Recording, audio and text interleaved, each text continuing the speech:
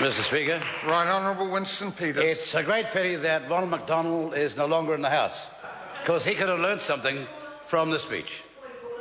A point of order, Maggie Barry. Mr. Speaker, I thought it was a tradition of this House that the absence of a member was not referred to by another member.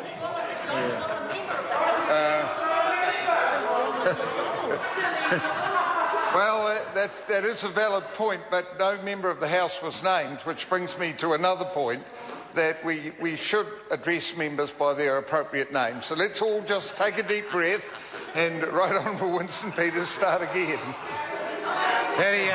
It's a great pity that since she's been here, Maggie Barry has learned absolutely nothing at all.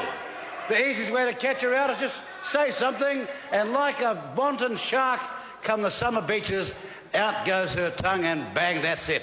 Bites it every time. On behalf of New Zealand First, we want to thank all the people whose commitment, integrity and professionalism ensures Parliament runs in a smooth way. Everyone in your office, the clerk's office, the Hansard reporters and all the library staff and the telephonists, especially all the messengers, and acknowledge their cheerful manner around this precinct.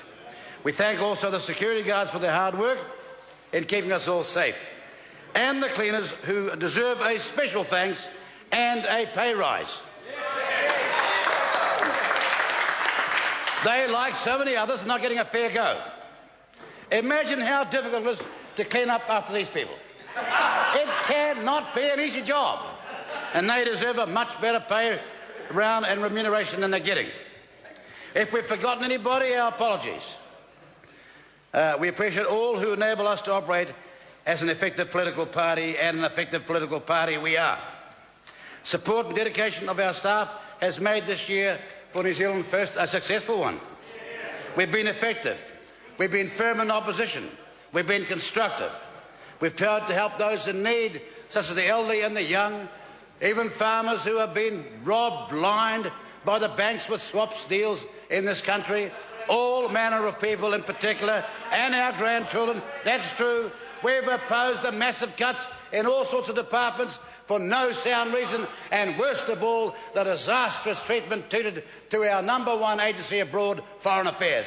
It's been a disgrace, an abysmal disgrace. Hundreds of millions lost.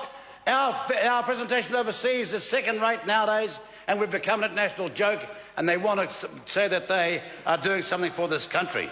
I know Mr. Banks is laughing because he's never been held to account.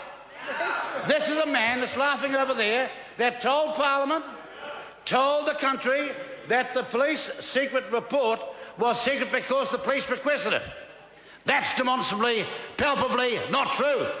Mr. Banks, is it or is it not true that you requested the secrecy? Oh, I see. Doesn't like it. Order. Struck a nerve. Order. Point of order. Mr. Speaker, I hear the honourable member saying, you this, you that, you did this. I don't know what you've done, Mr. Speaker, but I'm sure you haven't done what he says you've done. Technically, the member is correct, and that point of order is upheld. Members should be just a little more careful about pronouns. Right on, Mr. Banks. Mr. Banks, this question. Did Mr. Banks request that the police report be secret, yes or no? I can't hear it. Yes or no? Yes or no? Now, when we had a question about Grandma's money, unlike his leader and unlike him, we dealt to it. We dealt to it. We didn't stand around making accusations. Remember, his mother made the allegations in the codicil. We didn't make them. We acted. And here's Mr. Banks having forgotten 42 cheques. And a man who's unforgettable, whose place he went to on a helicopter, whose wife he said was the most beautiful woman he'd ever met, and then he said he didn't remember. Mr. Banks, was it Mr. Banks that requested the police secrecy? Yes or no? Yes or no? Look, the last thing Mr. Horton needs is natural justice. Because I tell you, when he gets it, don't hold your tongue. Hold your tongue, lad. Don't get carried away. When he gets it, he'll find it's the last thing he wants. We are totally confident of our actions. Is Mr. Key confident of his? No. Doesn't want to see the report. Doesn't want to even ask him a question. Doesn't even want to examine what he's been saying. Mr. Banks, as a minister, what was told to the Prime Minister by the leader of the ACT Party was not true, was it? Oh, there you are. There you are. Won't answer the question. Look, I'd have thought even at Christmas time, the member could be more overt, more open. No, no, no. Hides behind the parliamentary secrecy and of a useless, incompetent, non-transparent leader. Mr. Spray and walk away. The other thing we did this year was to get a Reserve Bank bill up that almost got passed, and we thank those parties that helped us. And it would have helped New Zealand, not the paper-shuffling speculators that Mr. Banks and others in the National Party love. You know, the internationalists over sitting there in New York playing against our currency, 35-1. We would have stopped those people, but no.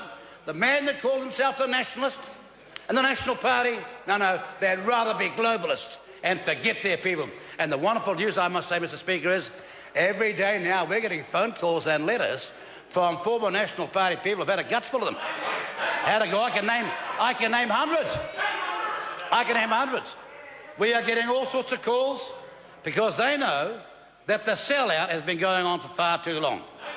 I want to make it very clear that to our supporters out there, who we wish a very happy Christmas as well, to every New Zealand First supporter and worker, and all those legion who are thinking of joining us, let me say this: the next election is going to be long.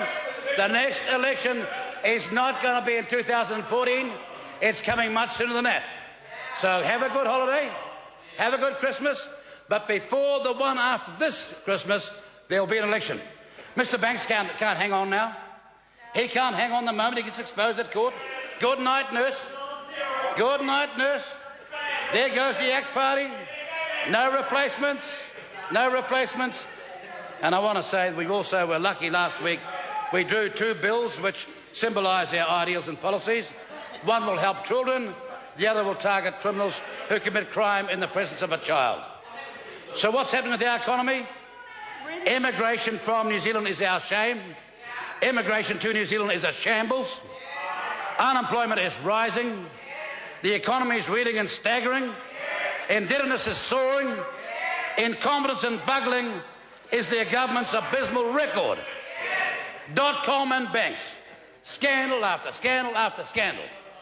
And very soon, it'll be good night, nurse. And not too soon. What's their greatest pride at the end of the year? They're going to get, if the court doesn't stop them, to sell the country's heritage.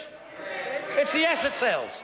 Mr. Spray giggling like a schoolgirl, walk away. Mr. Key, giggling like a schoolgirl, thinks that that's a great accomplishment. We're going to sell the birthright, he said. Anyways, let me just say this here. This is very significant because the National Party used to always go on about the nanny state. But this is how bad things are.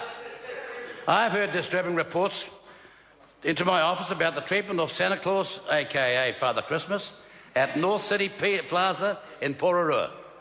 On the evening of the 5th of December, it was noticed that Mr. Claus, or Santa as we know him, was thin and the cheeks of his face were pale. Mr. Claus revealed to my office that the health authorities warned that they would no longer tolerate employing a Santa Claus who was obese with high blood pressure. He has been forced to starve himself for months and take medication for high blood pressure. And he can barely go ho-ho, let alone ho-ho-ho. That's the kind of state that these little, I can't say the word, of course, but they were in Germany in 1935. That's the kind of country we've come to. And there's worse to come.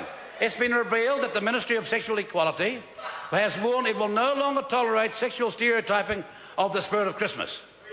That's right, Santa Claus, as this case may be, is now going to be called Person Christmas, as from next year.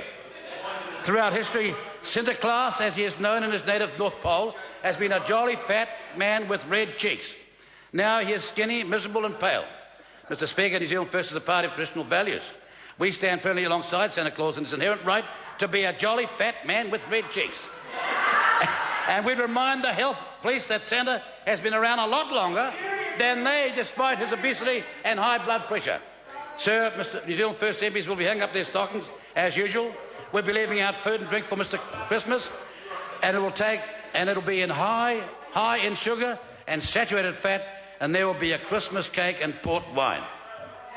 Mr. Speaker, we wish every member in the House and their families a safe and enjoyable Christmas, and just to make sure Mr. Banks does not leave this Parliament confused as ever, able to write our own speeches, unlike him. Te ura Flavel.